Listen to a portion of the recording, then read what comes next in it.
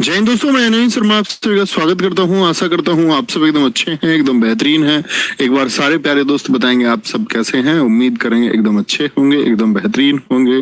ओमवीर सिंह जी, अरविंद, रीना चौहान, राजपूत प्रवीण सिंह, सचिन वर्मा, हरवीर, पंकज, राज, विकास, सुनील, अंजलि, विश्वा, मोहम्मद सैफ, जगन्नाथ पांडे, कुमारी काजल, सुशील, सारे प्यारे दोस्तों को बहुत स्वागत है। और दोस्त, हम आज एक नया चैप्टर शुरू करने जा रहे हैं जिसका नाम है छंद। ठीक है, रस से मैंने आपको बताया, रस उतना महत्वपूर्ण टॉपिक नहीं है, बहुत आसान से प्रश्न बनता है, स्थायी भाव से प्रश्न बनता है, 99% चांस होते हैं, उसके बाद बहुत बेसिक चीजें बार बार रिपीट होती हैं। लेकिन यहाँ पर छंद, ठीक है, ये सीखने का, अलंकार ये सीखने का अध्याय है। इन दोनों से काफी प्रश्न बनते भी हैं और कभी कभी परीक्षा में दो दो प्रश्न भी आपको देखने को छंद से मिल जाएंगे और अलंकार से भी दो दो प्रश्न देखने को मिल जाते हैं। तो बहुत अच्छे से आपको इन अध्यायों को समझना है। ठीक है, तो आज हम छंद को शुरू करेंगे। सबसे पहले नोट करेंगे, नया अध्याय मित्र शुरू करेंगे और नाम है अध्याय का छंद। ठीक है, छंद परिभाषा यानी छंद होता क्या है। अगर हम मित्र परिभाषा की बात करें आपसे, तो परिभाषा क्या होगी, लिखेंगे महर्षि पाणिनि के अनुसार। महर्षि पाणिनि आप जानते हैं, व्याकरण इन्होंने ही लिखी। महर्षि पाणिनि, कौन सी पुस्तक इन्होंने लिखी है व्याकरण की, बताएंगे। महर्षि पाणिनि के अनुसार जो आह्लादित करे, आह्लादित बोले तो प्रसन्न, आह्लादित करे, जो आह्लादित करे, या बोलो प्रसन्न करे, प्रसन्न करे, प्रसन्न करे, वही छंद है। क्या बोले, जो आह्लादित करे, प्रसन्न करे, वही क्या है, वही छंद है। ये इन्होंने कह दिया। अब महर्षि पाणिनि जी दरअसल में दोस्त इन्होंने लिखा आपका अष्टाध्यायी को। अब अष्टाध्यायी को इन्होंने लिखा तो व्याकरण की प्रथम पुस्तक मानी गई है। और कोई भी व्याकरण जो है वो नियमों में बंधी रहती है। जैसे आप ग्रामर देखते हैं, वहां भी सेट ऑफ रूल्स होते हैं, और हिंदी की व्याकरण के भी अपने नियम हैं। यानी कोई भी वाक्य, उसको लिखने का एक नियम होता है। हमने वाक्य में सीखा कि हम सबसे पहले वर्ण जानते हैं दोस्त, वर्ण से भी उसको हम आपका वर्गीकरण करके जानते हैं स्वर और व्यंजन क्या होते हैं। तो स्वर और व्यंजन के सहयोग से हम कई बार शब्द निर्माण करते हैं। शब्द निर्माण करके हम क्या बनाते हैं, हम मित्र वाक्य बनाते हैं। और वाक्य किस प्रकार लिखना चाहिए उसके भी अपने गुण हैं कि वह सार्थक होना चाहिए, शब्द क्रम होना चाहिए, एक निश्चित दूरी का पालन करना चाहिए। करते हैं कि नहीं? आप कहेंगे जी भैया, एक वाक्य जो होता है वह हमेशा एक नियमों में बंधा रहता है। तो वाक्य तो बात होती है गद्य की, जैसे राम बाजार जाता है, ये क्या है, ये गद्य है। लेकिन इसको यदि काव्य के रूप में लिखा जाए, यानी इसको कविता के रूप में लिखा जाए, या मैं कहूं इसको पद्य के रूप में लिखा जाए, तब क्या नियम नहीं होंगे दोस्त? नियम तब भी होंगे। और ये जो छंद है ये बेसिकली उसी काव्य के लिए है। छंद किसके लिए? ये काव्य में इस्तेमाल होने वाला एक, आपका अगर बात करें, अध्याय है। और वो क्या नियम होंगे, किन नियमों का पालन करके हम अपने काव्य को शुद्ध लिखेंगे। आप सोचिए, आपने एक बात सुनी होगी कि जैसे रामायण लिखी गई, तो रामायण जो लिखी गई है उसमें क्या है, उसकी पंक्तियों में क्या है? आप कहेंगे भैया चौपाई है। रामायण की पंक्तियों में चौपाई, यानी प्रत्येक पंक्ति में 16 मात्रा। आप सोच के देखिए और इमेजिन कीजिए ये कितना बड़ा कार्य है। आप कहेंगे भैया हम कोई शायरी लिखें, कोई कविता लिखें, हम जोड़ तोड़ के बना देते हैं, हम लोग तुकबंदी कर लेते हैं। तुकबंदी करनी बहुत आसान है। उसने मेरा दिल तोड़ा, फिर मैंने उसको घूसा मार के फोड़ा, तो ये तुकबंदी आसान है। ठीक है, तो आप क्या कहेंगे? समझ रहे हो ना, मतलब तुकबंदी आसान चीज है। लेकिन अब आपने जो बोला उसमें आपको मात्राएं भी, अब आप सोचेंगे भैया मात्रा तो सही नहीं है, मतलब 16 मात्रा ऊपर होनी चाहिए, 16 नीचे, हर पंक्ति में 16 मात्रा, तो कितने शब्द बदलने पड़े होंगे। और फिर शब्द बदल के भी सोचना वही है कि अर्थ ना बदले। सर थोड़ा साफ लिखा करें। ठीक है भाई साहब, थोड़ा साफ लिख देंगे। ऐसा लगता होगा दबा दबा सा, है ना? इसको पेन को पतला करना पड़ेगा, थोड़ा साफ लिख दिया जाएगा फिर आपको। ठीक है, महर्षि पाणिनि के अनुसार क्या बोलेंगे? जो आह्लादित करे। मैं बोलता भी तो हूं दोस्त, साफ लिखने की क्या बात है? अच्छा, आप बोल के लिख नहीं पाते होंगे। यहां देखें, आगे बात समझते हैं। तो छंद क्या होता है, इसीलिए हम कहते हैं छंद का अर्थ क्या होगा। तो छंद का अर्थ अब बताना दोस्त, अब साफ दिखेगा ना। छंद का अर्थ होता है बंधन। क्या होता है? बंधन। बंधन, ठीक है। यानी कि प्रत्येक काव्य जो होगा या प्रत्येक पंक्ति कुछ नियमों में बंधी रहेगी, उसी को हम बंधन कहते हैं। और याद रख लेना, इसी में हम बोलते हैं छंद का सर्वप्रथम उल्लेख। छंद का सर्वप्रथम उल्लेख। अबे यार, कितना बड़ा बड़ा तुम लिखवा रहे हो मुझसे। Not my style. ऐसे तो मैं लिखने पे ज्यादा ध्यान जा रहा है मेरा। ऋग्वेद में क्या बोलोगे? छंद का सर्वप्रथम उल्लेख कहां पर है? ऋग्वेद में। भाई साहब मुझे मेरी तरह लिखने दें, ठीक है? सुन लो, अगर आप नहीं लिख पा रहे हैं, नहीं समझ में आ रहा है मैं क्या लिख रहा हूं, तो मेरे नाम मतलब जो शब्द है उनको सुन लो। छंद का जो दूसरा नाम है वो पिंगल ऋषि ने दिया, इसीलिए इनको पिंगल कहा जाता है। छंद को पिंगल कहा जाता है, ठीक है। अब फिर बात आती है छंद के अंग। क्या? छंद के अंग या अवयव बोल सकते हैं हम। अवयव या अंग कितने होते हैं? तो आप कहेंगे भैया 7 होते हैं। क्या बोलोगे? 7। ये छंद के बारे में बेसिक जानकारी है कि जो प्रसन्न करे वाक्य को, यानी वाक्य को खूबसूरत बनाए, वाक्य को सुंदर बनाए, वह महर्षि पाणिनि कहते हैं। छंद का अर्थ होता है बंधन, ठीक है। और आपका छंद का सर्वप्रथम उल्लेख होता है ऋग्वेद। छंद का दूसरा नाम है पिंगल और छंद के अवयव या अंग हैं आपके 7, ठीक है। छंद के अवयव कितने हैं? मीबमनिया, वेरी गुड, बहुत शानदार, बहुत गजब। इतनी बात समझे? ये तो बेसिक जानकारी हुई किसके बारे में? छंद के बारे में। अब मैंने एक बात आपको बताई, छंद के अवयव कितने हैं, यानी अंग कितने हैं? छंद के 7 हैं और 7 अंग ये हमको सबसे पहले पढ़ने हैं। नंबर 1 तो पढ़ेंगे आपका संख्या। पहला अवयव होता है संख्या यानी कि मात्रा। क्या होता है? संख्या यानी कि मात्रा आपका। दूसरा आपका क्या होता है? दूसरा होता है वर्ण, वर्ण होगा। तीसरा जो होगा आपका, तीसरा होगा गति, ठीक है। गति बोले तो लय को हम कहते हैं, लय। और चौथा हम बोलेंगे तो आपका यति। यति क्या होता है? रेस्ट होता है, विराम होता है, विराम। क्या होगा? विराम होगा। पांचवा इसका होगा आपका तुक। क्या बोलोगे? तुक होता है। छठा इसका होगा गण और 7वां इसका होगा दोस्त आपका चरण या पाद।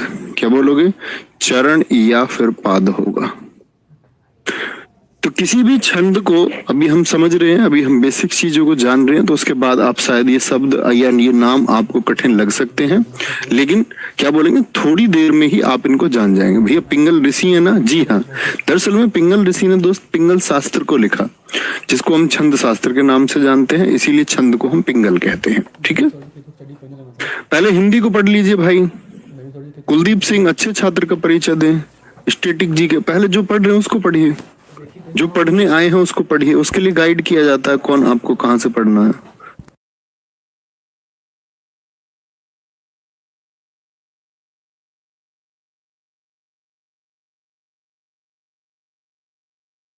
बोलेंगे भैया सबका उत्तर आना चाहिए, छंद के अवयव कितने होते हैं? तो आप कहेंगे छंद के अवयव रहे 7 जी। पहले तो सबसे पहले हम जानेंगे आपका संख्या यानी कि मात्रा को, फिर हम वर्ण को जानेंगे, इसमें से बहुत सारी चीजें आप जानते होंगे, गति और लय को जानेंगे, फिर हम विराम और आपका यानी यति को जानेंगे, फिर तुक को, फिर गण को, फिर चरण को हम जानेंगे। ठीक है, आगे। तो इसीलिए प्लीज बहुत अच्छे छात्र आप बने। आप तो वैसे भी यार स्नातक परीक्षा पास किए हुए बच्चे, ग्रेजुएट हैं, तो कम से कम उतनी समझ आपकी होनी चाहिए। चलो मान के चलो एक 18 साल का बच्चा चंचल होता है, उससे उतनी उम्मीद नहीं रखती, नया नया कंपटीशन में आता है, उसके दिमाग में तरह तरह के, आपको तो शांत होना चाहिए, एकदम एकदम शांत होके। ठीक है, पढ़ा करो, इधर उधर की बात मत किया करो, एकदम शांत। और फोन को तुम ऐसे रख के टाइप कर रहे हो, छोटे बच्चे हो क्या तुम? फोन दूर रखो, खुद से ऐसे रखो और पढ़ो। पेन और कॉपी आपके हाथ में होना चाहिए और कुछ नहीं। अपनी कॉपी पर करो जो करना है। लिखते रहते हो, कमेंट करते रहते हो, बुद्धू बच्चों की तरह। आगे आएंगे, क्या बोलेंगे? सबसे पहले नंबर 1 हम पढ़ेंगे मात्रा। मात्रा जिसको मैंने नाम दिया संख्या। अब तुमसे कुछ पुराने में क्वेश्चन पूछना शुरू करूंगा तो उत्तर देना। उत्तर देने का मतलब कमेंट में उत्तर देना नहीं होता। इसका मतलब आप अपने मानसिक रूप से उस उत्तर को जान लें कि क्या है। मात्रा या संख्या बोलेंगे वर्णों और, लिखो जी, वर्णों और मात्राओं की गिनती को, वर्णों और मात्राओं की गिनती को, मात्राओं की गिनती को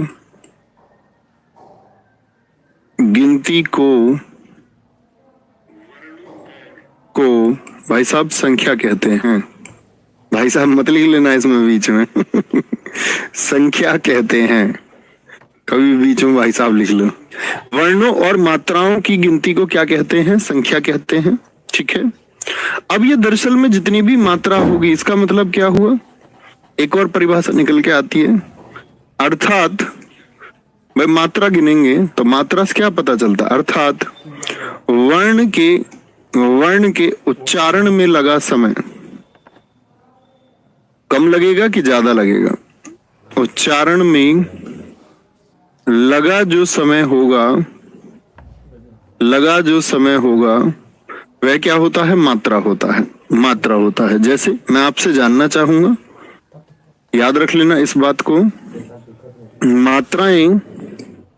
मात्रा 2 प्रकार की होती हैं। मात्राएं लिखें, सॉरी, मात्राएं 2 प्रकार की होती हैं। कितने प्रकार की होती हैं मात्राएं? 2 प्रकार की होती हैं। कौन कौन सी 2 प्रकार की? एक तो होंगी आपका एक मात्रा होगी जिनकी एक मात्रिक, और दूसरी आपका होंगी द्विमात्रिक। कितने प्रकार की होंगी? एक मात्रिक और द्विमात्रिक। अब बात आएगी जी एक मात्रा किनकी होगी? तो मैंने वर्णमाला में आपको ह्रस्व और दीर्घ वर्ण पढ़ाया था, एक बार उत्तर देंगे। ह्रस्व और दीर्घ वर्ण मैंने आपको दोस्त पढ़ाए थे, एक बार मैं आपसे उत्तर चाहूंगा कि ह्रस्व वर्ण कौन कौन से होते हैं। तो एक मात्रा किसकी होती है? आ, यानी कि जो छोटे स्वर हैं हमारे ई, उ,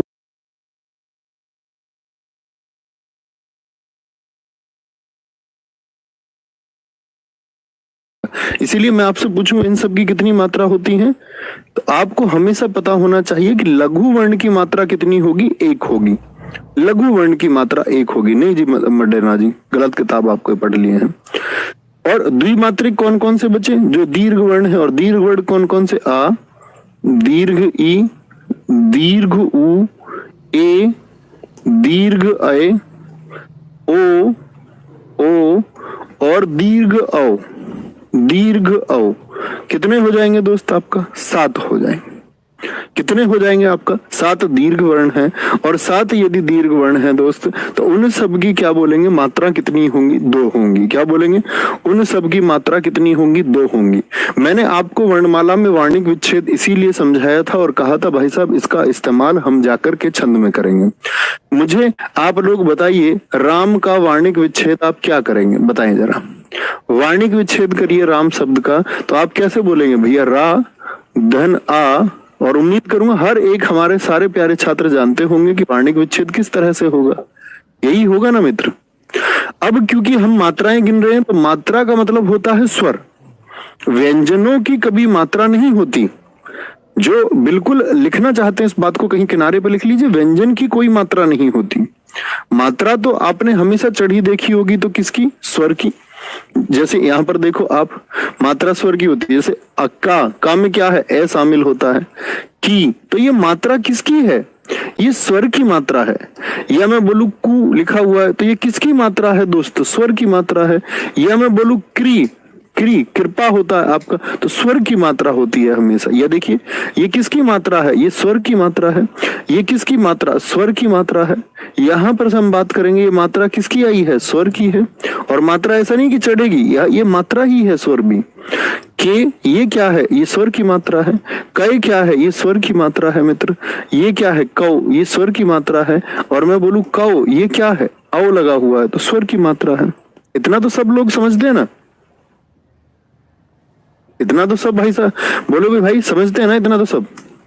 यहां पर देखिए, तो वर्ण की तो कोई, व्यंजन की तो कोई क्या बोलोगे मात्रा होगी ही नहीं, तो व्यंजन से मतलब नहीं। ये कैसा वर्ण है? दीर्घ वर्ण। तो इसकी कितनी मात्रा होंगी बोलेंगे? कितनी मात्रा आनी चाहिए? 2 मात्रा आनी चाहिए। इसकी कितनी मात्रा आनी चाहिए? 1 मात्रा आनी चाहिए। बड़ी कॉमन सी और साधारण सी बात है दोस्त, कोई परेशानी तो नहीं इतनी बात में? इतनी सी बात में कोई परेशानी तो किसी मेरे भाई को नहीं कि व्यंजन की तो कोई मात्रा होती नहीं, तो रे व्यंजन मैं व्यंजन, ठीक है। और आ 2 वर्ण है, दीर्घ वर्ण है, और ए क्या है? एक लघु वर्ण है। ये मैंने आपको यहां बता दिया, कोई दिक्कत कोई परेशानी? आगे आए, चलो भाई बोलेंगे भाई बहुत बढ़िया बहुत शानदार। सर जी री तो कांस्टेंट है। कांस्टेंट है मतलब तुम नई परिभाषा एक लेकर के आए हो हिंदी में कि री कांस्टेंट है। सब कुछ जानेंगे हम धीरे धीरे, अभी मात्रा हमने जानी है, ठीक है। अभी क्रम से चलिए, चैप्टर के बाद में सोचा करो कि कंफ्यूजन क्या रहा। चैप्टर के बाद में सोचा करो इस बात को, बीच चैप्टर में ये ना सोचें कि भैया अभी क्या ये क्या होगा या क्या हम पढ़ रहे हैं, ठीक है। पहले जान लीजिए सारे को, फिर हम करते हैं वर्ण को। वर्ण होता क्या है? वर्ण पढ़ेंगे जी। छंद में याद रख लेना, छंद में प्रयुक्त, छंद में जो प्रयुक्त आप लोगों ने स्वर किए, क्या बोलोगे? छंद में प्रयुक्त मात्रा जैसे हमने ऊपर की, एक स्वर या द्विस्वर होगी। एक स्वर या द्विस्वर होगी, द्विस्वर, द्विस्वर होगी। इस बात का क्या मतलब है जी? देखें जरा ध्यान से। जैसे मैं आपसे कह दूं कि जो ए ई, तो यहां तो मात्रा गिन ली हमने कि 1 होगी या 2 होगी। अब हम बात करें वर्णों से, तो लघु वर्ण कौन कौन से मैंने आपको बताए? लघु वर्ण, एक ही मात्रा की बात करेंगे। लघु वर्ण कौन कौन से मैंने आपको बताए दोस्त? आ, ई, उ और मित्र आपका री। इनके लिए हम क्या लगाएंगे? 1 मात्रा का इस्तेमाल करेंगे। 1 मात्रा, इसको हम बोलते हैं खड़ी पाई। मैंने आपको बताया था ये क्या होगा? खड़ी पाई होगी। तो जहां कहीं छोटा होगा क्या बोलेंगे? क्या बोलेंगे? आप क्या बोलोगे भैया कि ये जो है आपका, जहां कहीं छोटा स्वर होगा उसको हम 1 से गिनेंगे। मैं आप सभी प्रैक्टिस कराऊंगा। और कहीं भी यदि दीर्घ वर्ण हुए, दीर्घ वर्ण कौन कौन से आपका? दीर्घ वर्ण कौन कौन से होते हैं? कितने होंगे? संख्या बता दीजिए आप, दीर्घ वर्णों की कितनी होगी? तो आ हो, दीर्घ ई हो, दीर्घ उ हो, ठीक है, ए, दीर्घ ए हो, औ और दीर्घ औ हो। तो इन सब के लिए जो मात्रा होंगी दोस्त, उसको हम ऐसे एस सा लिखेंगे। एस, एस दरअसल में द्विवर्ण के लिए होता है, इसको बोलते हैं वर्तुल। क्या नाम है इसका? वर्तुल रेखा, इसको हम कहते हैं वर्तुल रेखा होती है, एस के जैसी, एस के जैसी। तो ये लघु हुआ, ये दीर्घ या गुरु वर्ण भी मैं कह सकता हूं। गुरु मतलब बड़ा, मैंने आपको बताया बड़ा वर्ण। तो भाई साहब इनकी रेखा क्या होगी? तो आपसे मैं पूछना चाहूंगा, जरा बताना मुझको। जैसे मैं कह दूं आपसे, राकेश को मात्राओं के द्वारा इस चिन्ह के द्वारा दिखाओ आप, 1 और एस। हाँ क्या बोलो? खड़ी पाई या वर्तुल? तो राकेश को दिखाना कैसे दिखाओगे? दिखा सकते हो क्या? आप बोलोगे भैया मैं तो इसका वर्णिक विच्छेद कर लूंगा, रे आ, फिर कै के साथ में क्या है आपका? बोलो भैया कै के साथ में जी मेरा एक ए है, और फिर स है, और स में भैया ए होगा। ये सब जानते हैं। अच्छा, इसके लिए क्या रेखा इस्तेमाल होगी कोई? आप बोलेंगे व्यंजन के लिए तो कोई रेखा वर्ण में इस्तेमाल नहीं होगी, इसका तो कोई अर्थ ही ना बचा। अब तो आ के लिए क्या होगा, दीर्घ वर्ण है दो, ए के लिए क्या होगा दो, और दोस्त आपका ए के लिए क्या इस्तेमाल होगा बोलो, इसके लिए भी दो, और ए के लिए क्या इस्तेमाल होगा एक।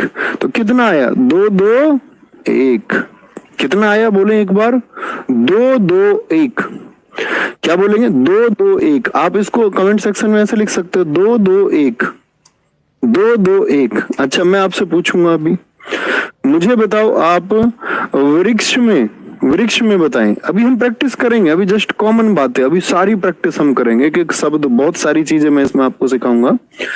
वृक्ष जरा करे, इसमें मुझे सूत्र लिख के बताएं कि भैया मात्रा कितनी आएंगी, एक एक, दो दो एक एक, दो एक एक दो, क्या आएगा लिखेंगे।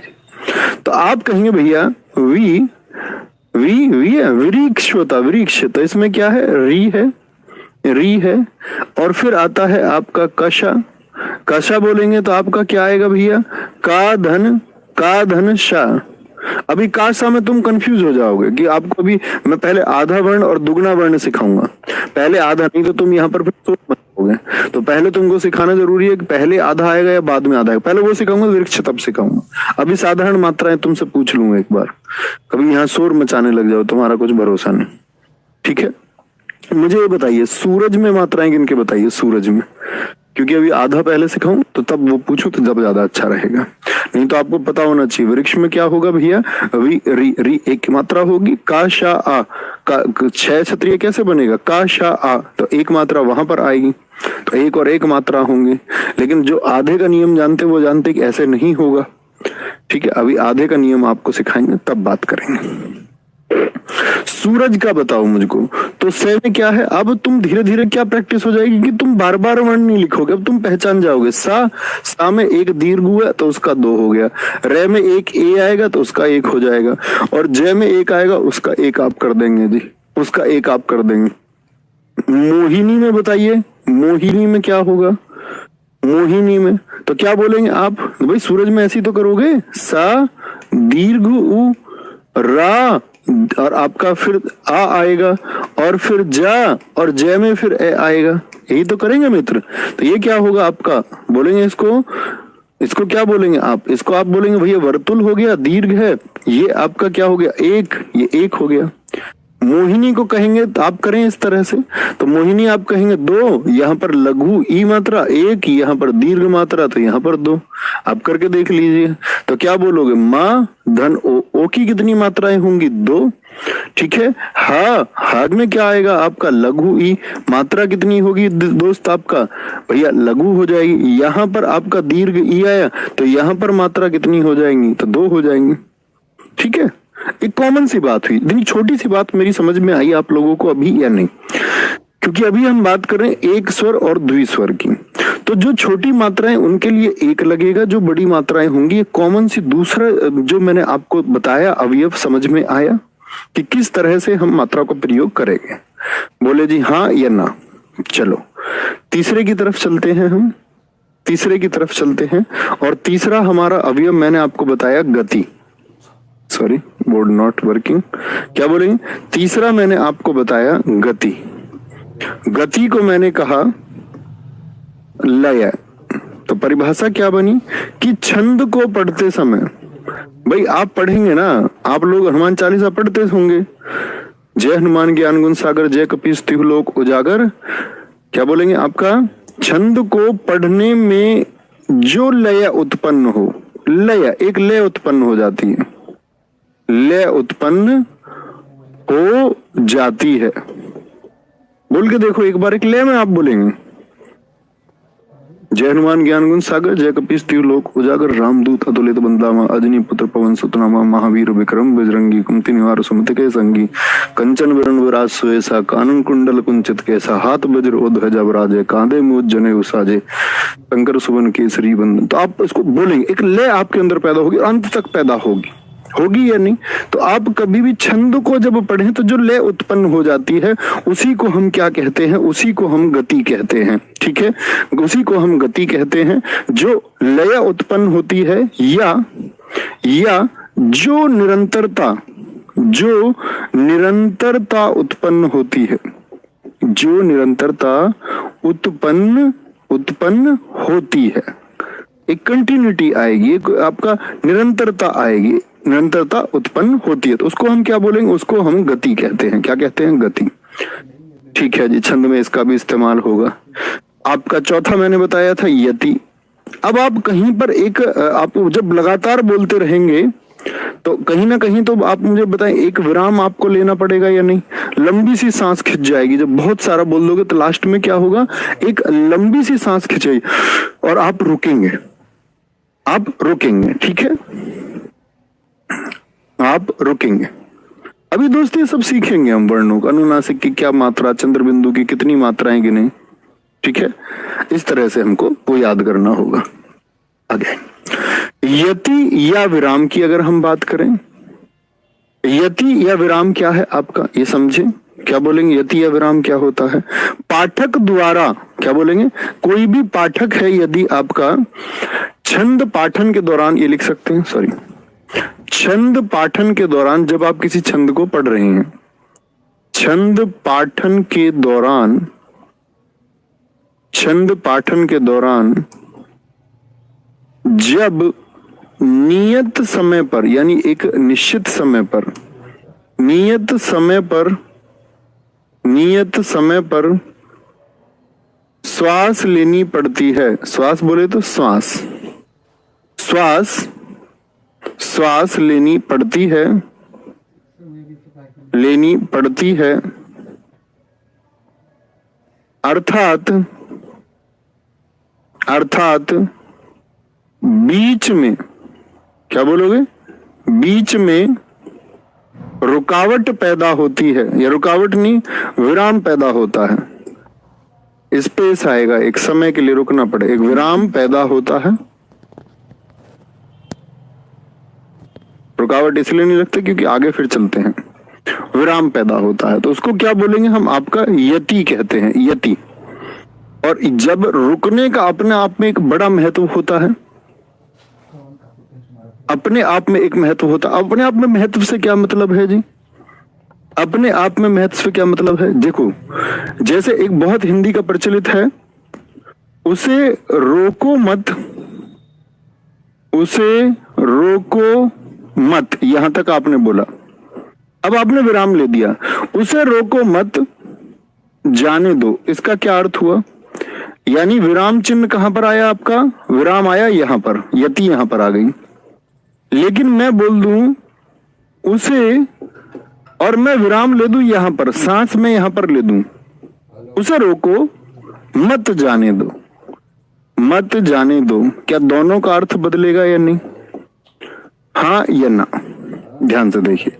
तो आप वाक्य में श्वास कहां ले लेते हैं, विराम या यति कहां होती है? क्या बोलेंगे? विराम या यति कहां पर होती है? तो आप कहेंगे भैया उसे रोको मत, जाने दो। तो इस यहां पर क्या बात हुई कि उसको रोकना नहीं है, जाने देना है। और यहां मैंने विराम ले दिया, यहां उसे रोको मत, जाने दो। तो यहां कह रहा कि रोक लो, और वहां जाने की बात थी। बहुत बढ़िया, ये अभी सीखेंगे गोविंद जी, अभी हम वर्णों को सीखेंगे तब सीखेंगे, अभी उसका कोई वर्णन नहीं आ सकता है। बहुत बढ़िया खान आर्यन जी, एकदम ठीक लिखा है आपने, वेरी गुड ऋतिक, बहुत शाबाश। तो बात समझे? तो लय जो है वो आपका क्या है? गति है। और जो विराम आ जाए वो क्या होगी? वो यति होगी। वो क्या हो जाएगी? आपकी यति हो जाएगी। ठीक है, यानी कि जब हम कहीं रुकेंगे तो उसको हम क्या कहेंगे? यति कहेंगे। इसके बाद में आपका आता है, इसके बाद में आपका आता है तुक या ताल। तुक या आपका ताल। तुक से मतलब होता है कि आप जब किसी चीज को पढ़े तो तुकबंदी पैदा हो। तुक या ताल बोलेंगे। छंद के अंतिम शब्दों में, अंतिम शब्दों में, अंतिम शब्दों में यदि तुक हो, यदि तुक हो तो वे तुकांत छंद, क्या बोलोगे? तो वे तुकांत छंद, और यदि यदि तुक ना हो तो, कोई तुकबंदी ना हो, राइम बोलते हैं जिसको हम अंग्रेजी में, तुक ना हो तो वे अतुकांत छंद, अतुकांत छंद कहलाते हैं। क्या बोलेंगे? अतुकांत छंद कहलाते हैं। ठीक है, तो अब अतुकांत छंद कैसे जी? जैसे मैं आपको बताऊं, मुझे नहीं ज्ञात मैं कहां हूं, कुछ वाक्य लाइन लिखिए। मुझे नहीं ज्ञात मैं कहां हूं, मैंने ये बोला मुझे नहीं ज्ञात मैं कहां हूं, मैं, मुझे नहीं ज्ञात मैं कहां हूं, प्रभु संबोधन किया एक, यहां हूं अथवा वहां हूं, यहां हूं अथवा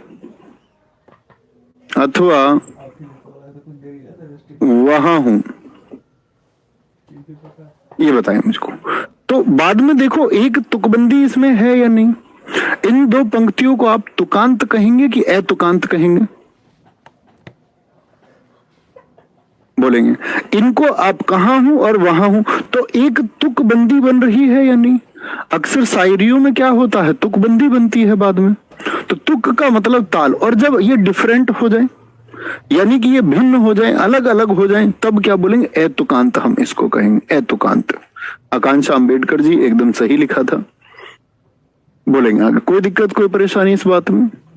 तो इसको क्या कहेंगे आप कहेंगे भैया इसको मैं यदि देखता हूं तो मैं कहूंगा इसको मैं कहूंगा आपका तुकांत छंद, और यदि ना मिले ऐसा तो अतुकांत हो ही जाएगा। आसान बात है, बैठने की आवश्यकता ही नहीं। छठा होता है आपका चरण या पाद, चरण या पाद।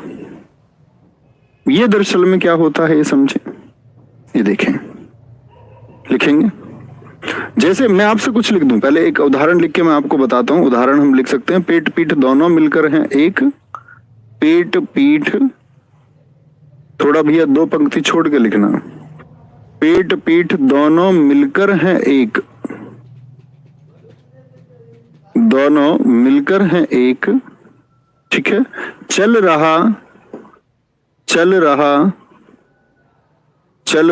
लकुटिया टेक, लाठी के सहारे चल रहा लकुटिया टेक। ये देखो, अब दरअसल में चरण होता क्या है, यहां पर आपको एक बात लिख लेनी है। ठीक है, ये आपने जो दो लाइन छोड़ी होंगी तो वहां पर आप लिख सकते हैं कि प्रत्येक, बोर्ड तुम्हारा बड़ा लेट चलता है, क्या बोलेंगे? प्रत्येक, लिखना इस बात में, प्रत्येक छंद की पंक्ति को, या प्रत्येक छंद नहीं बोलेंगे, छंद की प्रत्येक पंक्ति को तो ज्यादा सही होगा। छंद की प्रत्येक पंक्ति को, प्रत्येक पंक्ति को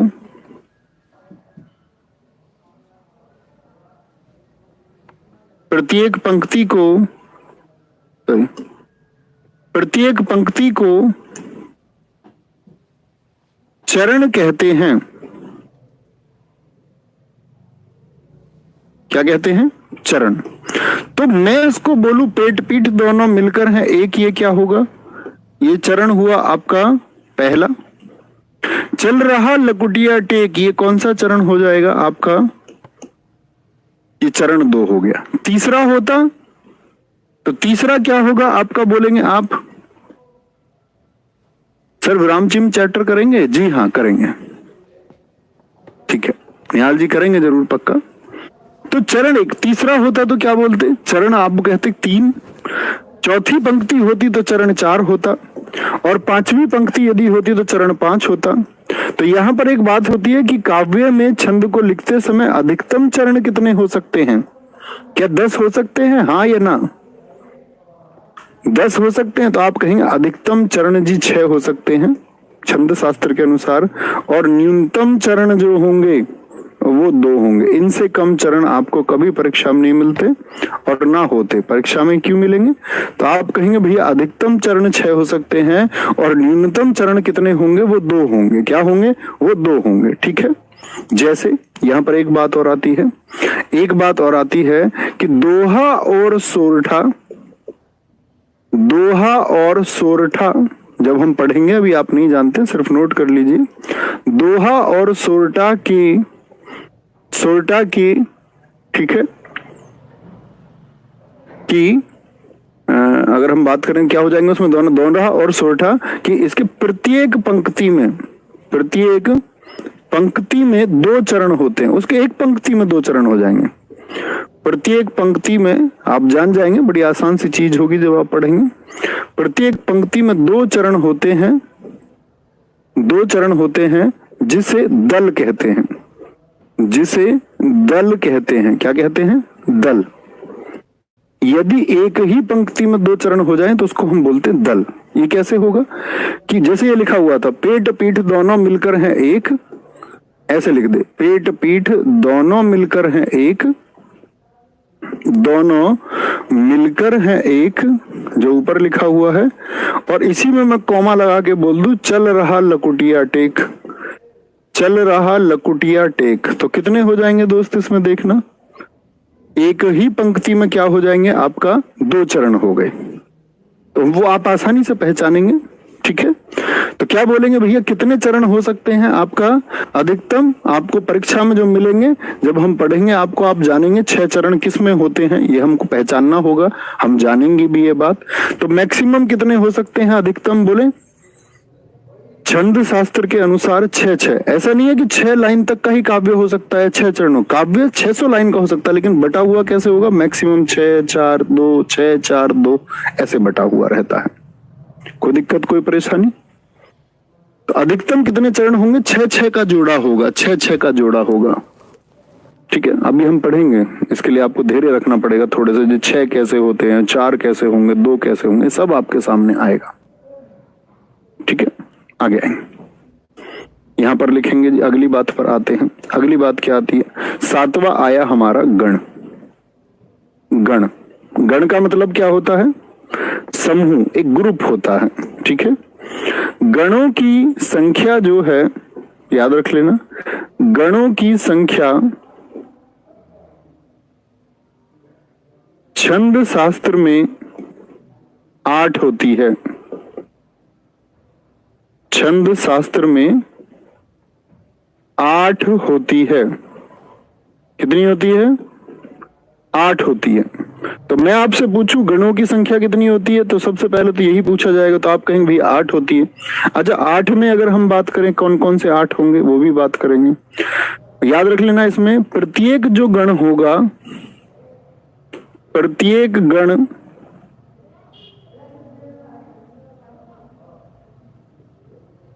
तीन अक्षर या वर्ण, प्रत्येक जो गण है वो 3 अक्षर या वर्ण का होता है। कितने का होता है?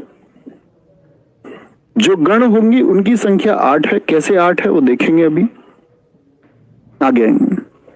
प्रकाश यादव जी, दोस्त मैं आपका पिन कोड या किताबों के सॉल्यूशन के लिए नहीं हूं, मैं आपको पढ़ाने के लिए हूं। उसके लिए कॉलिंग टीम के पास फोन करो।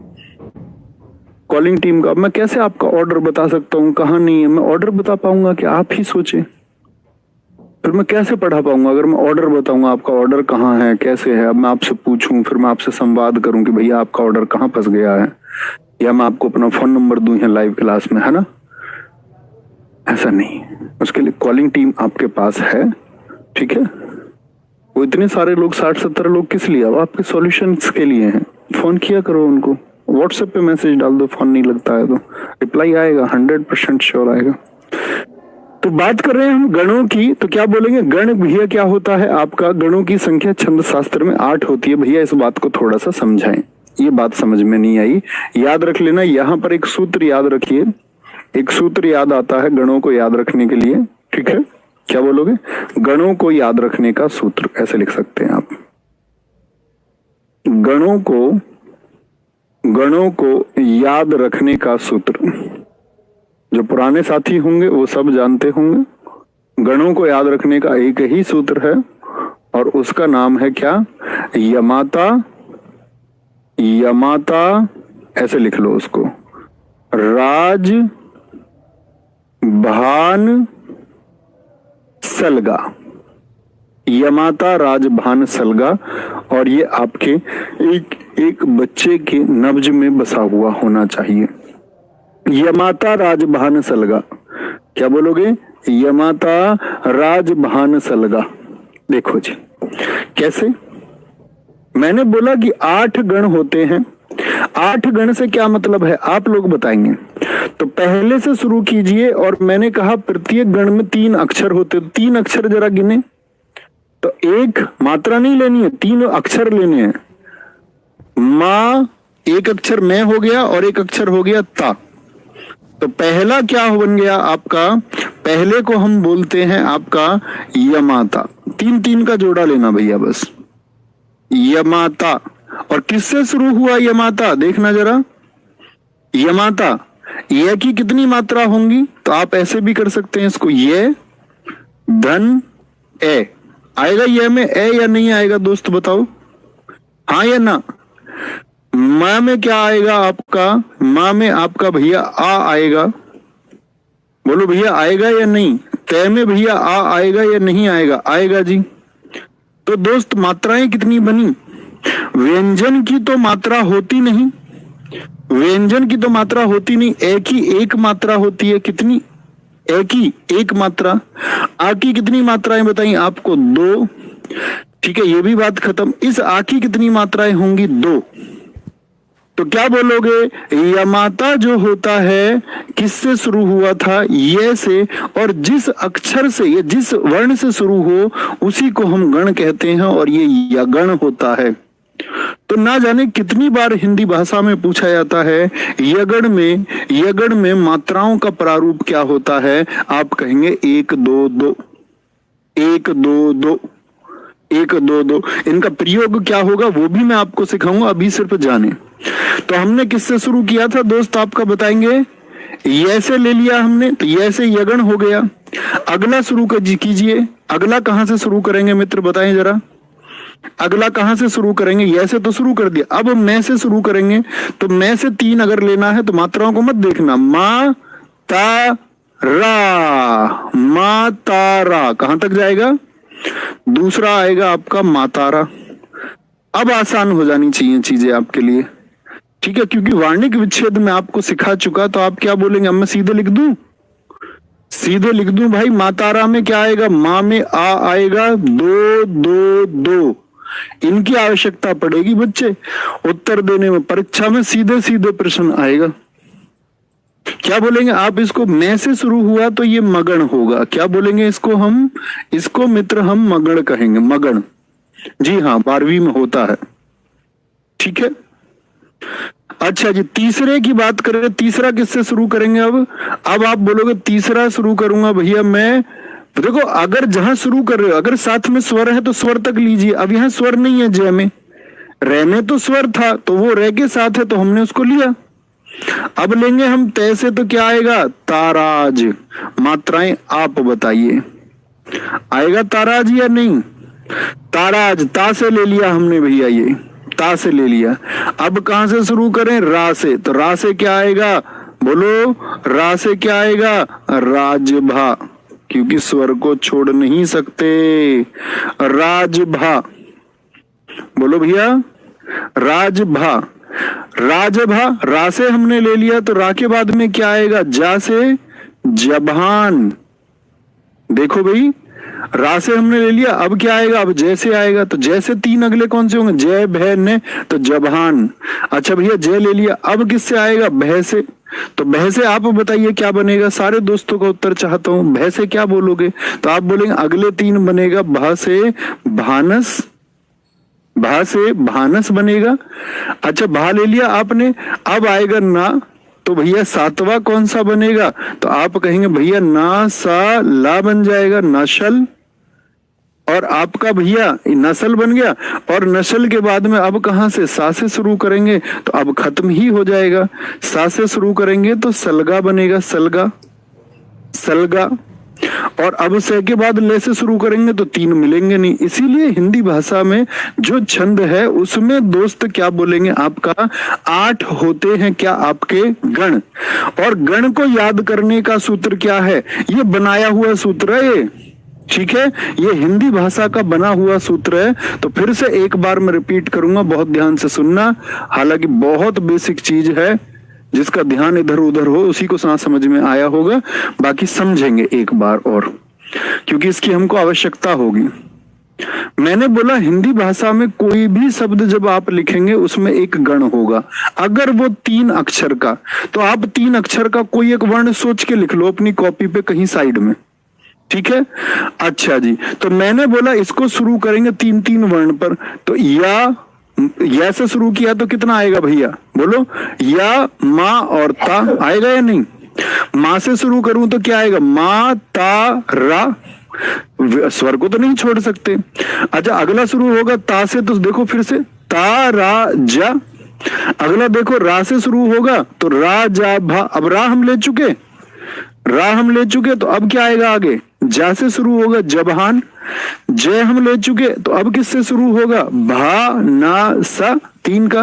भा हम ले चुके दोस्त, आपका क्या आएगा, ना। तो आप बोलेंगे व्यंजन से ही शुरू करना है, और यदि बाद में स्वर आ रहा तो उसको लेना, ऐसा नहीं कि आ से शुरू कर दो, इससे कोई शब्द ही नहीं बनेगा, आनस। तो बहा हम ले चुके, अब बचा ना, तो न को भी हम ले चुके, न से ले, बचा क्या, सलगा लेना। इस तरह से आपको आया या नहीं।